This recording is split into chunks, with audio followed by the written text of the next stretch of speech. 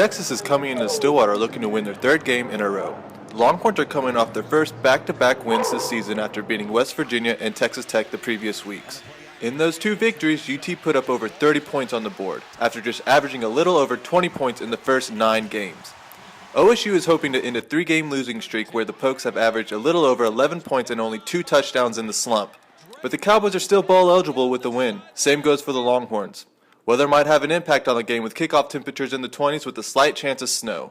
Strawn's outlook on the weather is it's going to affect both teams, but the ground game will be a key for creating a tempo for his side. And the run game is very important because when you can run the football, then you're making a statement that it's going to be a physical ball game, and that's what the statement we want to make. In Coach Gundy's opinion, this is not the same Longhorns team from the start of the season.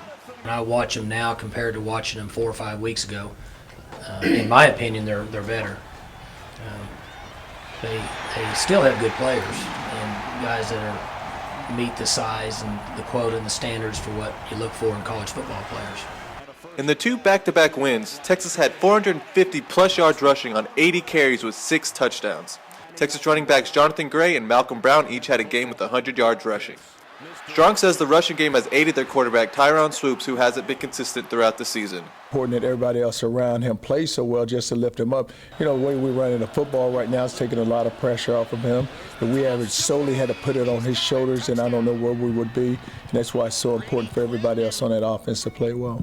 The Cowboys hope that one player has cooled off since the Horns' victory last week. Cedric Reed was a force on the defensive side of the ball, getting 13 tackles, 3 sacks, a forced fumble, and a safety against the ranked West Virginia Mountaineers. As for the OSU seniors, this is their last game at Boone Pickens Stadium. Gundy says this is a sentimental game seeing his players take Lewis Field one last time. To have players that have committed themselves and paid the price and gone through everything it takes to be a college football player, to see those guys leave is hard at times. And it's one of the few days it's actually emotional for me.